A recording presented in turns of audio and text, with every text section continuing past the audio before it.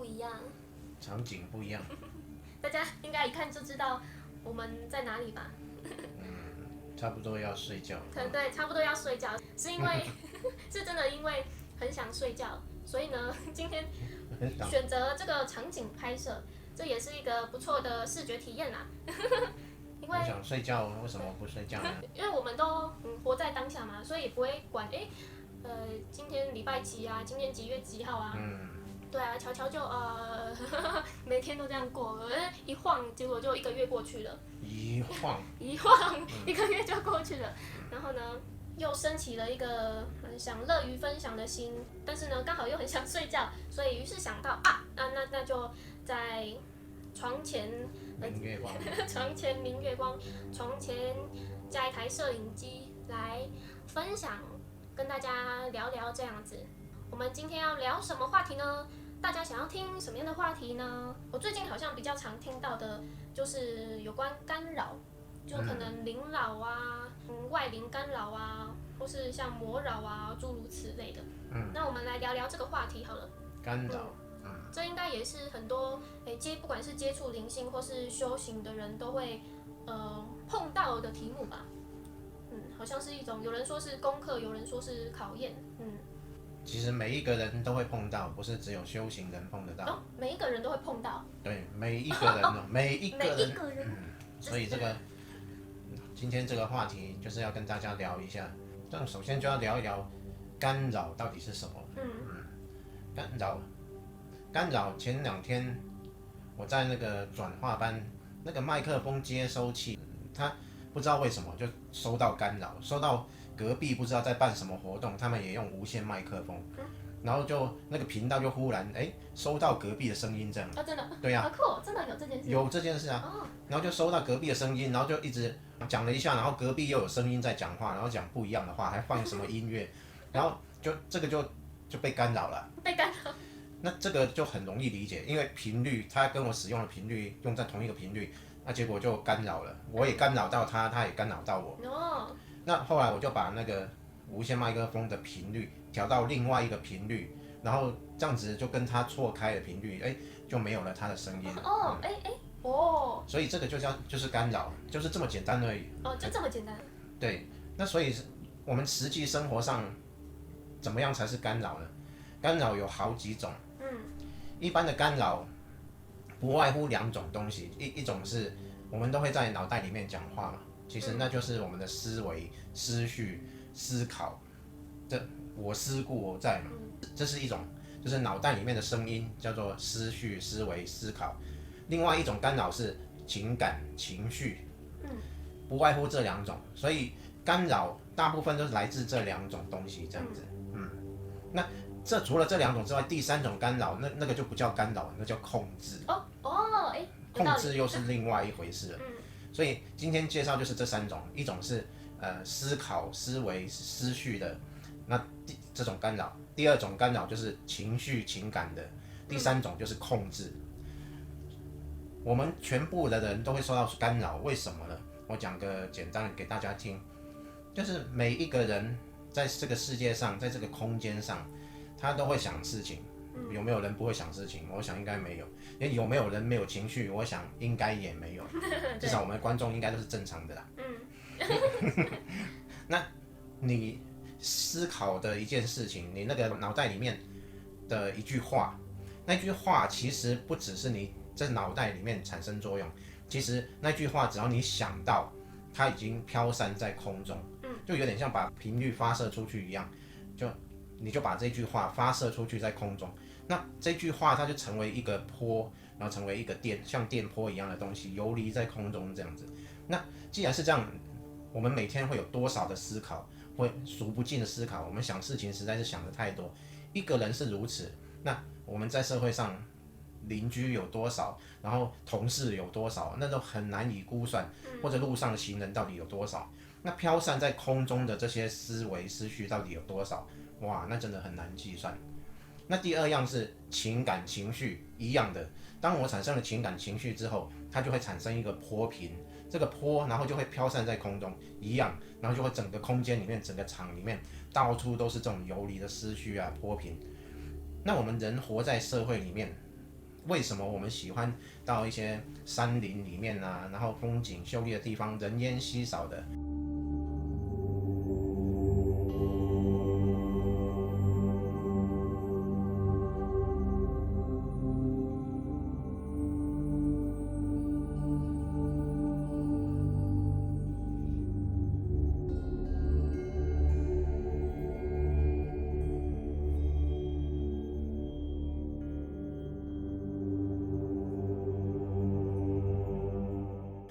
我们就会感觉特别的宁静，因为就没有缺少了这种飘散的波频，所以人就脑袋就会很清晰，然后很少话，就比较少思绪，比较少情绪，然后就会睡着了。没有，我在发出放松的频率。哦，这样，怪不得我越来越想睡觉。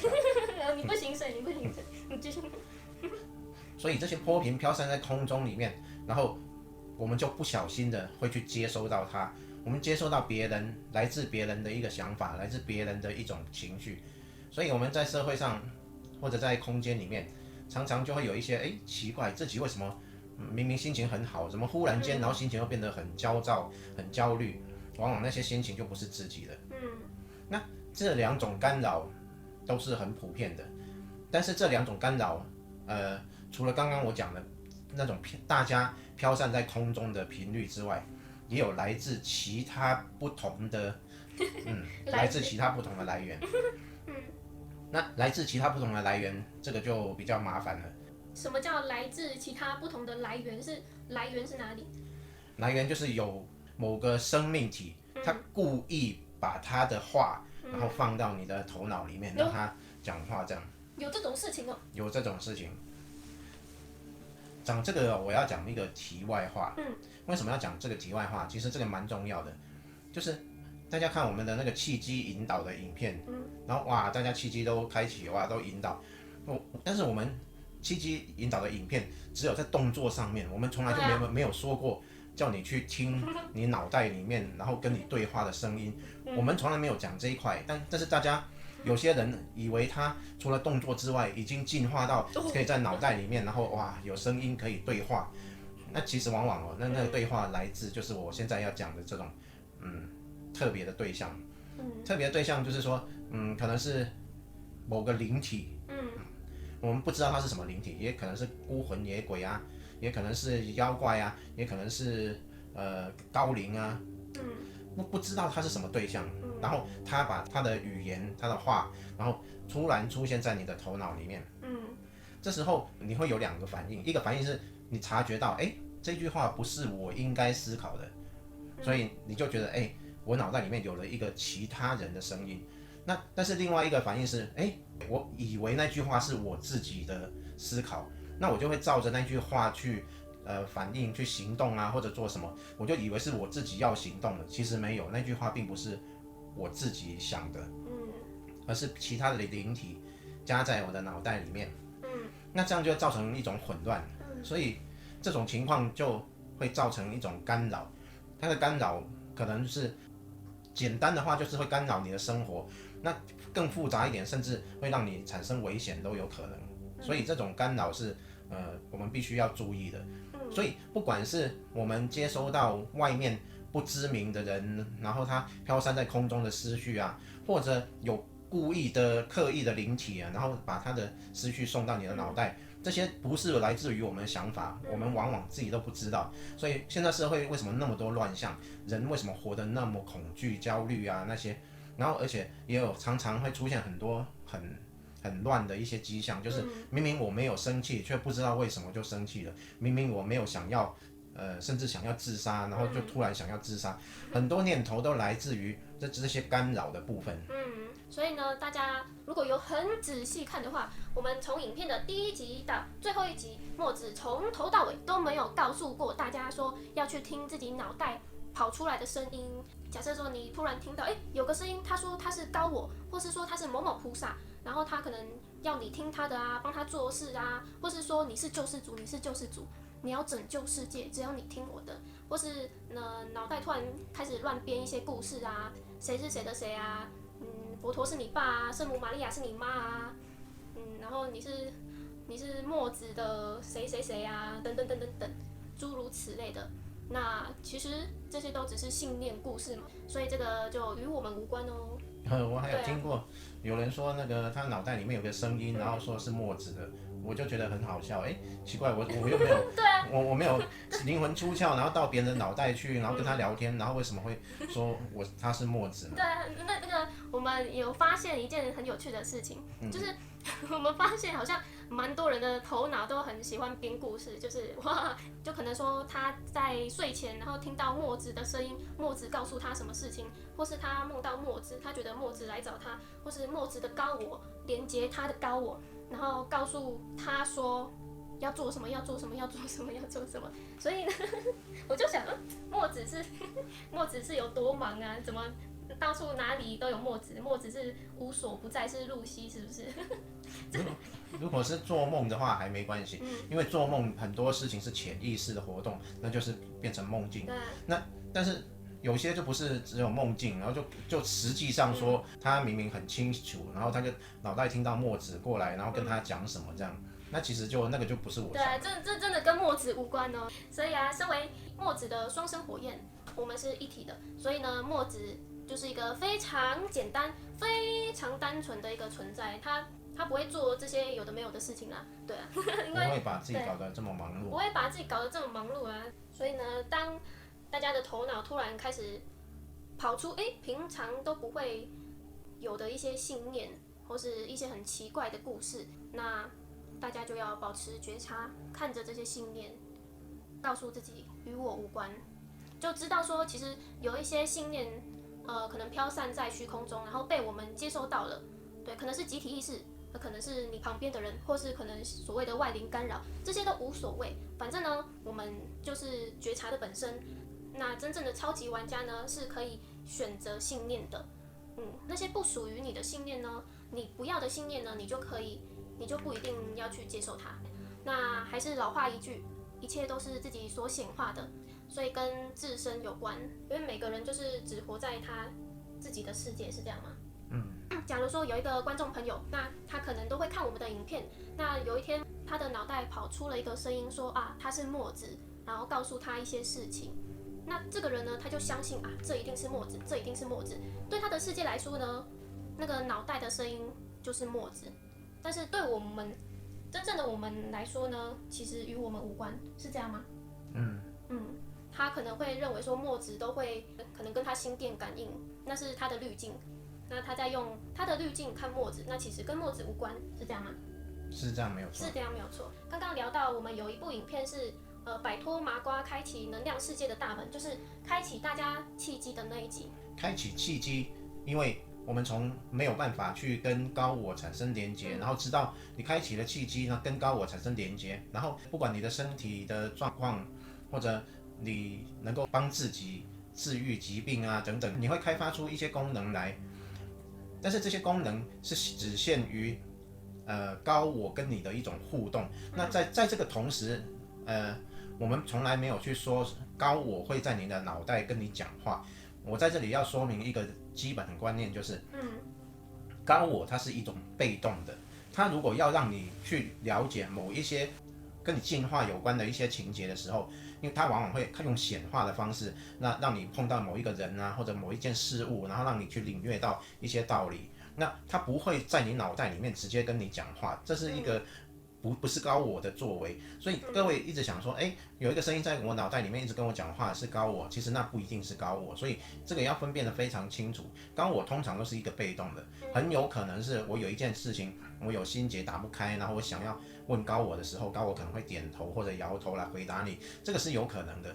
这是可能跟高我产生一种连接，但是高我不会主动的，然后去在你脑袋里面去发出声音跟你说你就是什么谁谁谁啊，然后我需要你办什么事情啊，故事太多了，对，那些故事情节就不是高我会去做的，所以各位要分清楚干扰跟高我的关系，不然就会有一些灵体它利用你这个开启契机的一个方式，然后进而去干扰你。假装成你的高我，然后跟你说我就是你的高我，然后怎么样怎么样怎么样，这些话大部分都不是真的，所以千万不要去轻易相信这些事情。对啊，如果有开始看我们影片的朋友，真的要细心的听听墨子说的是什么。我记得有一集墨子提到，就是高我就是现象，是吗？现象是高我幻化出来让小我学习的吗？是这样说吗？应该是说，包括连我们显化现象的这个机制，都是高我在运作的。那被干扰也是高我所显化的吗？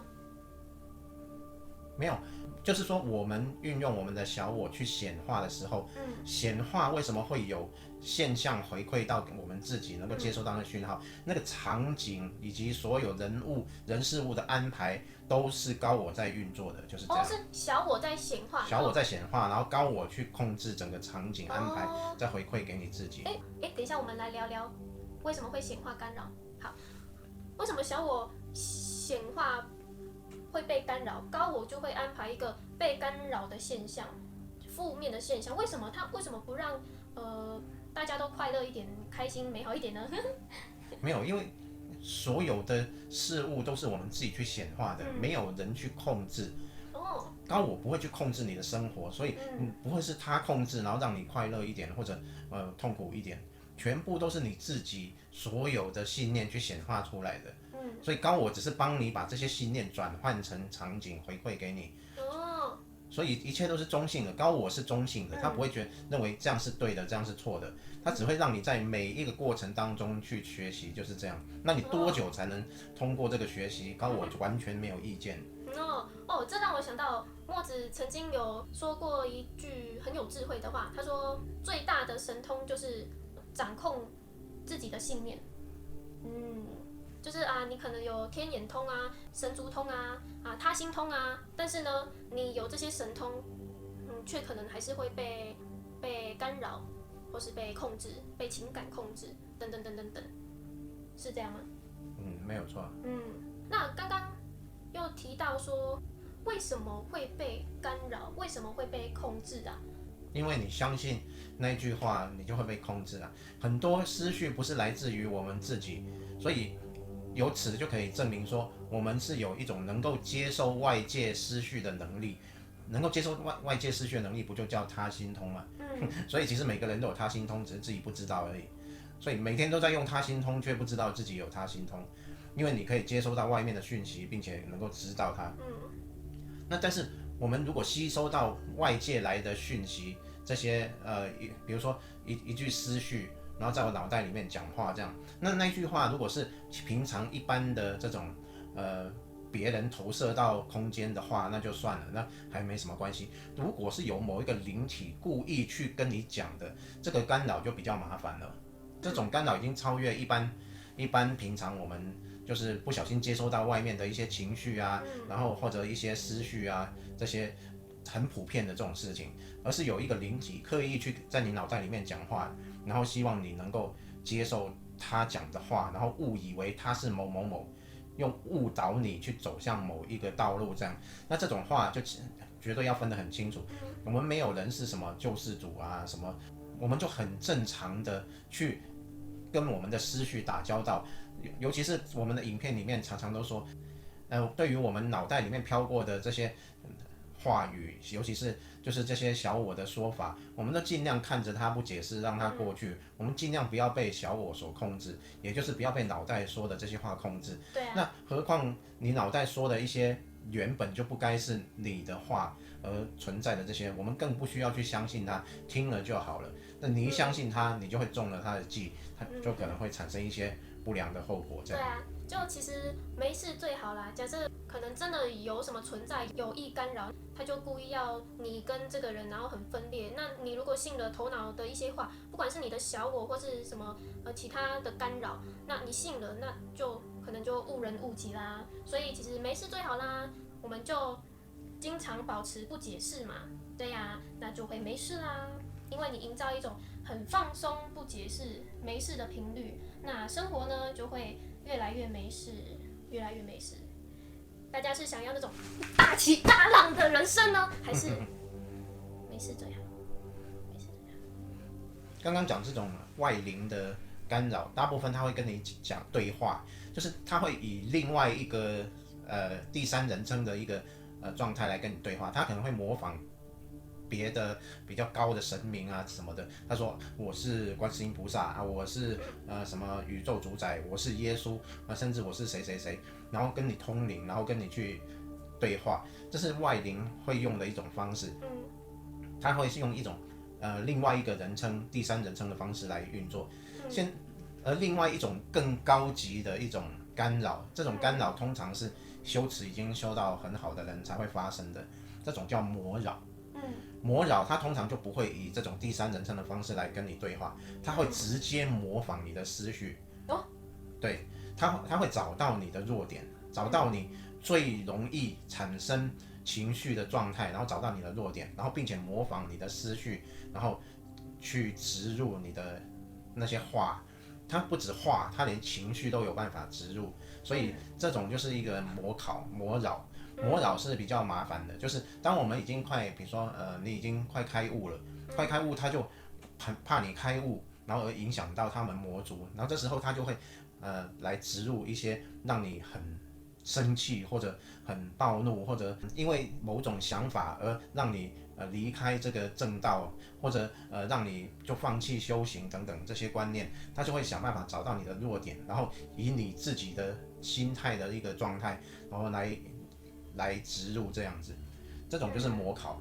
而且魔扰它不只是控制你一个人的思绪，它可以直接控制你周遭所有人的思绪，全盘植入，然后演出一场让你自己非常在意的戏码，然后让你整个都因为这样的一个状况而导致你的道心倒退这样，所以这种就是更深层的干扰。那这个应该就是天魔级的吧？没错。魔是不是有分啊？就那种像小罗罗的跟像老大的。我们都想说魔，其实那种一般长得凶神恶煞，然后长得像什么一样的那种魔，然后有形有相的那种魔，都不是非常高深的。更高深的魔，它没什么形象，它都会以思绪的方式直接干扰你，这种魔才是最厉害的。所以呢，像一般的外灵干扰，就跟魔啊，再跟天魔就是不同的层次，是吗？对。那一般的魔又是怎样？像一般人不太可能会遇到天魔，因为平常生活就已经被干扰、被控制了，就不需要天魔出场啊。就是大家都被控制的好好的，就不天魔就没那么闲去控制那么多人，所以他天魔就是只可能会干扰一些像大修行者啊、快要登出的人啊等等等。那魔呢？魔其实它不会，一般我们遇不到，也不会跟它有关系，因为魔是一种，它是一种邪恶思想所形成的聚集的一个族群。那如果你有这种邪恶潜质的话，它才会来招揽你，然后变成他们的一员。对，那以我们的观众来讲，都不会有这种状况，因为大家都是很正面、很有爱的，所以根本就遇不到这种魔。我们只会遇到那种真的你修到一个程度的时候，会受到意识的干扰那种天魔。那一般的魔，小罗罗那种不会去干扰吗？小罗罗其实他不太会干扰，他是要培养他邪恶的组织这样子。魔还有分哦。如果你够邪恶，他就会怂恿你其实你可以为了多赚一点钱啊，其实不要再修行了，修行也没什么用，然后钱才在这个世界钱才是最重要的。然后为了钱，其实可以做一些不道德的事情啊什么。那这种东西就是那种小魔会去聚众，会去引诱你们大家的一种方式，这样。我突然想到一个有趣的问题，如果呢，给你100亿，叫你闭嘴，你要吗？不要再拍影片，不要再分享这些智慧了。当然不用，当然不要啊。为什么？因为100亿我自己显化就好了，我为什么要靠？而且100亿给我现在也没有用啊，我一天也花不到多少钱，我要100亿来干嘛呢？你给我100亿，我还不知道要放哪里，然后我整天看那个银行的数字，那个一长串，我还要去一个一个算，个十百千万10万100亿100亿，哇，这样很麻烦呢。对我来说，这个是很麻烦的东西，我要管你那些钱啊，干嘛的？对啊，给你钱闭嘴，不要再讲了，拿钞票打你嘴巴。那刚刚讲到魔嘛，所以是在培养邪恶的势力。那培养完邪恶的势力要干嘛？就成为他们族群，他们壮大他们的族群，就让世界更多邪恶的存在，就是这样子。是说让这个地球越来越多负面的能量。对，没错。那些负面能量本身就已经可以影响一般的大众，是吗？对，没错。所以呢，大家要有一颗真善美的心，就不太会遇到魔。那会不会一般人多少会受到一些邪恶负面的干扰，然后慢慢的转变为？其实是这样子啦，一般人对于魔来说就是没有什么很大的利用价值，除非有一个很邪恶的人，他对于魔来说才是趋近于他们的同伴，所以才有更好的利用价值，或者你能影响很多人的，就比如说你是一个 YouTuber， 然后可以影响很多人，对，这样子的话，他才有利用你的价值，对耶，你才可能用一些言论影响到很多人，不然一般来说没有利用价值。其实大家不用担心会遇到什么恶魔啊、天魔啊，因为根本遇不到，频率够高，其实真的不会遇到什么魔，因为也影响不了你嘛。除非你某一些信念跟魔是吻合的，比如说你有弱点，你的弱点就是金钱，那你的弱点就是性啊，你的弱点是性你很想要欲望。那这些都是你的弱点，你很权力呀，很执着啊，或是你想要成为那个金字塔最顶尖的啊，不管是金钱最顶尖那个啊，或是灵性像救世主、超人一样的存在啊，那搞不好也可能是会被利用的一个点。其实很简单，看我们的影片的观众慢慢都是会把自我慢慢放下来，而且会看到一些没有什么意义的思绪，然后就会看着它不解释，让它过去。那这样子的生活其实就完全不会被干扰到。因为一般人还没有接触到灵性啊，可能还在追求某方面成就的人啊，他可能也是受社会影响、受教育影响，可能大家都说要竞争，你要比别人还成功，可能会慢慢的累积他这个自我，壮大他的自我。他越成功，他的自我越大。那除了骄傲之外，可能还会延伸一种傲慢、轻视别人的一种心。像真正的修道，其实就是慢慢的在消融这个自我嘛。自己有什么了不起的？没有很了不起啊，越没有这种我慢心、傲慢心，就其实越不会有什么弱点，容易被一些负面的干扰给利用。那就算会遇到一些魔考啊，那可能也是对自己的一种提醒。假设说真的有人遇到了魔考，魔来干扰了，那其实也可以保持着一个正面感恩的心，然后去觉察自己，自己怎么会遇到这件事情？为什么别人遇不到呢？为什么就只有我遇到？偏偏是我遇到，那可以觉察自己，自己的信念里面是有什么弱点是容易被利用的。那知道了，好，那就不解释，与我无关，没事了。不解释就是对抗干扰最好的方式，就是这样。